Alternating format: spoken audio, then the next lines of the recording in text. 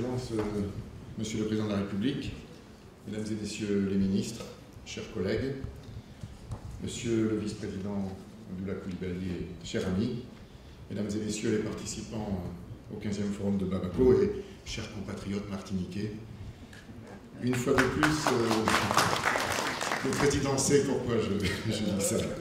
Une fois de plus, grâce à vous, mon cher Abdullah, dont je tiens à souligner l'engagement exceptionnel au service du Mali et de l'Afrique, le présent Forum de Bamako s'annonce comme un moment d'échange sans égal et s'impose comme une étape essentielle dans l'agenda des décideurs.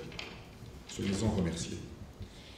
Et c'est la raison pour laquelle cette ambassade est fière de soutenir cet événement et fière d'annoncer qu'elle poursuivra bien évidemment son appui et votre présence, Monsieur le Président de la République, s'il en était besoin, à la fois nous honore et justifie pleinement cet engagement.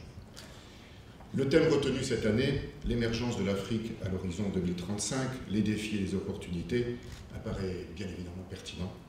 Conditions d'une croissance accélérée, inclusive, contraintes à relever, opportunités à transformer, tout est dit. Il y a quelques jours, au Forum franco-africain pour une croissance partagée, le président Hollande a, s'agissant de la question de l'émergence des économies du continent africain, formulé des idées, mais aussi fait des propositions très concrètes qui vont constituer, j'en suis certain, une base intéressante pour nos travaux. Je retiendrai, si vous le permettez, 2 points de cette intervention. Premièrement, le président Hollande a cité le président Ouattara, selon lequel il n'y a pas de développement de croissance économique sans sécurité. C'est, je crois, une chose entendue.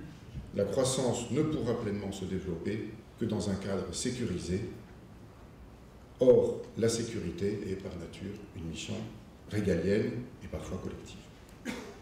Au Mali, où se tient aujourd'hui ce forum, la France s'est engagée fraternellement, vous l'avez rappelé, cher ami, tout à l'heure. Je crois que le mot fraternel correspond bien à la nature de cette intervention. Et tous les gens qui, Monsieur le Président, comme votre serviteur, sont des amoureux de l'Afrique, considèrent cette intervention en quelque sorte comme un des symboles du renouveau de la relation entre la France et l'Afrique que tous nos voeux appellent, parce que nous sommes tellement semblables. Et nous avons plus qu'une langue en partage, nous avons aussi une culture et tout simplement des habitudes de vie en partage. Et c'est un peu ma fierté, comme ambassadeur de France ici, que d'en attester. Cette intervention fraternelle pour la paix et la sécurité était, vous l'avez rappelé, pour l'intégrité territoriale du pays, mais aussi pour la stabilité de la région, et aussi pour celle de l'Europe, et aussi pour celle de la France, bien évidemment. L'ennemi est commun. L'ennemi ne concerne pas une partie d'un pays, l'ennemi est, on le sait tous maintenant, régional. Et c'est parce que cette menace est régionale que la France a fait évoluer son dispositif militaire, qui désormais, avec Barkhane, présente une riposte au service de l'ensemble des pays du Sahel. Et à l'échelle du continent, les États, comme l'Union africaine, ont également pris conscience de la menace. Il a été notamment décidé de créer une force capable de s'opposer aux terroristes. Alors certes, sécurité, gouvernance et développement sont indissociables et doivent être menés de front, mais la sécurité constitue en quelque sorte un préalable indispensable. Le deuxième point que je retiendrai s'agissant de l'intervention du président Hollande au Forum de Bercy concerne les engagements de la France pour l'Afrique. Alors le premier de ces engagements, c'est, le président l'a rappelé au Forum de Bercy, l'Agence française de développement investira 20 milliards d'euros sur 5 ans en Afrique, ce qui représente pour le contribuable français un effort important. Ces fonds serviront non seulement aux projets, je dirais, classiques de développement, mais aussi serviront à appuyer ce qui semble essentiel, à appuyer le secteur privé. La croissance viendra du secteur privé, essentiel pour l'emploi. Outre ces 20 milliards d'euros sur 5 ans, le fonds d'accès à l'énergie, on le sait, l'Afrique doit encore améliorer ses infrastructures énergétiques, comme son accès à l'énergie et à l'eau, cela pour permettre des coûts compétitifs pour les productions et les exportations. Un fonds d'1 milliard d'euros a été créé pour accompagner la transition énergétique. Ce milliard d'euros a été récemment confirmé lors de ces entretiens de Bercy. Troisièmement, vous savez certainement que se tiendra à Paris très prochainement la conférence internationale sur les changements climatiques, après celle de Rio, et que les pays africains sont bien sûr mobilisés pour apporter leurs idées, leurs visions et leurs projets en vue de favoriser la transition énergétique. Un fonds vert sera doté à cette occasion par la France. Il est à nouveau environ d'1 milliard d'euros pour encourager les projets allant dans le sens de la transition énergétique et environnementale. Enfin, je voudrais mettre l'accent sur les évolutions et les nouveautés réalisées par la France dans le domaine des financements des projets des entreprises en Afrique. Je crois que ça pourra intéresser notamment les entrepreneurs qui sont dans la salle. Parmi les évolutions, d'abord, 2 évolutions. 1, l'enveloppe de crédit subventionnée par l'État ne bénéficiait quasiment pas aux pays africains, en raison des risques financiers qu'ils pouvaient représenter. Désormais, cette enveloppe pourrait être consommée par des pays du continent à hauteur de 70% de l'ensemble de l'enveloppe. Cela représente de belles opportunités de projet pour les entreprises.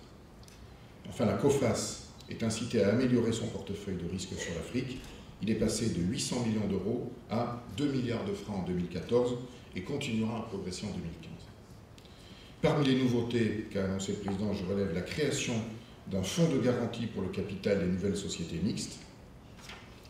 BPI, la Banque pour l'investissement et Proparco vont créer un fonds destiné à apporter une garantie au moment de la constitution du capital des nouvelles sociétés mixtes.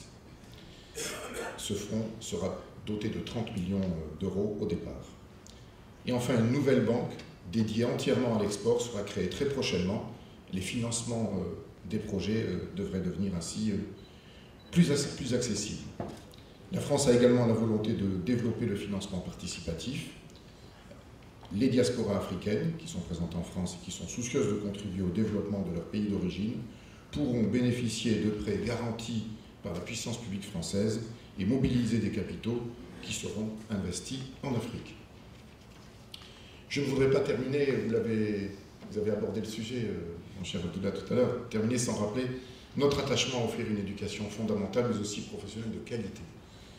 La France accueille plus de 100 000 étudiants africains qui prendront des responsabilités et apporteront une contribution au développement économique de leur pays d'origine. La secrétaire d'État au développement et à la francophonie qui était à Bamako ce mardi 17 février et que vous avez honoré, Monsieur le Président, d'une audience, l'a indiqué aux anciens étudiants qu'elle a rencontrés. La présence des étudiants africains en France est une chance pour notre pays et rien ne viendra remettre en cause cette politique d'attractivité ici au Mali avec mon consul général, j'en suis le garant. Mesdames et messieurs, vous êtes réunis aujourd'hui pour tracer de nouvelles voies, pour explorer les champs de réflexion qui serviront de socle à des stratégies nationales ou régionales. Votre contribution est essentielle, elle s'inscrit dans la durée et constitue depuis des années le fil conducteur d'une réflexion sur les grands enjeux du continent. La France s'associe pleinement à cette démarche qui constitue finalement en quoi? Qui constitue à passer de la réflexion à l'action parce que 2035, c'est demain. Je vous remercie de votre attention et vous souhaite de riches débats.